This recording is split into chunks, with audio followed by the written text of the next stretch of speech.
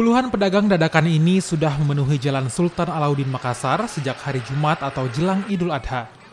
Mereka bahkan mulai membuat pasar dadakan di depan pasar Pak Baeng-Baeng, Kota Makassar. Para pedagang menjajakan berbagai bumbu hingga perlengkapan hidangan lebaran. Mereka menjual di area ini agar lebih mudah bertransaksi, utamanya dengan warga yang melintas.